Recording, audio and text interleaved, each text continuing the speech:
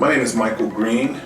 I'm a tenured professor and the director of the Workplace Law Program at Texas A&M University School of Law in Fort Worth, Texas.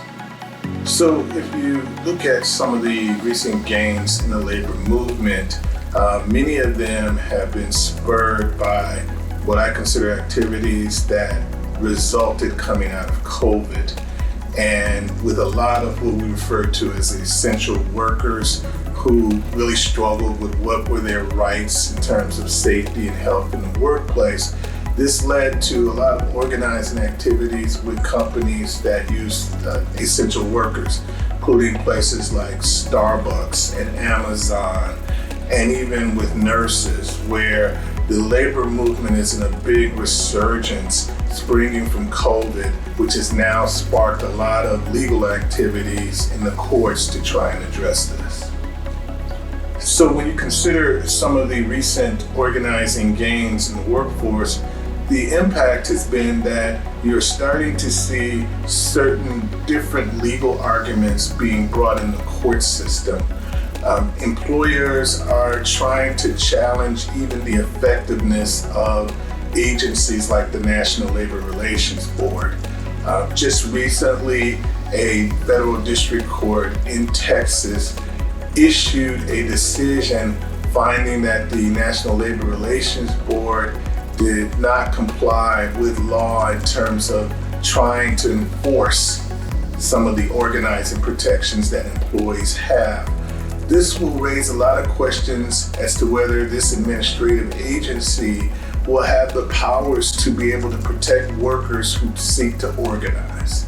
So with the resurgence in the labor movement, the responses are now to try and attack even the federal agency that helps protect workers' rights in a constitutional way and in a legal way.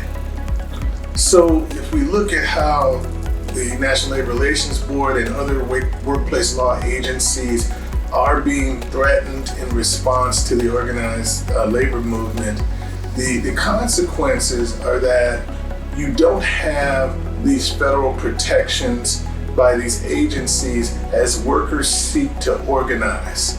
So when workers attempt to join with their fellow workers to seek protections, they may not have these agencies out there who can try and enforce their rights.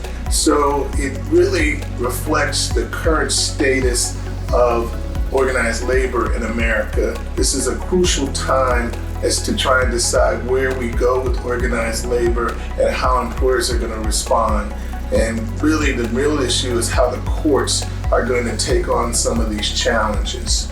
So if you think about how agencies can respond into helping workers deal with their organized labor issues, the Supreme Court has really started to limit what agencies can do as a whole.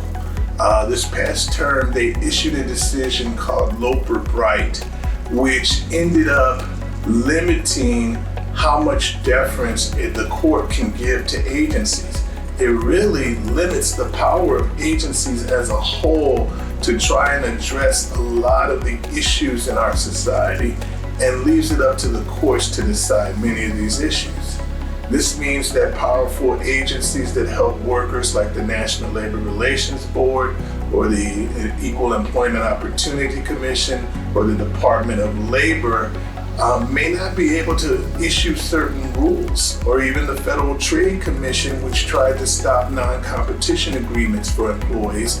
These agencies are now subject to attack because individual companies can run into court and seek to stop them from acting, and the Loper Bright decision gives them the confidence that maybe the Supreme Court will agree with them.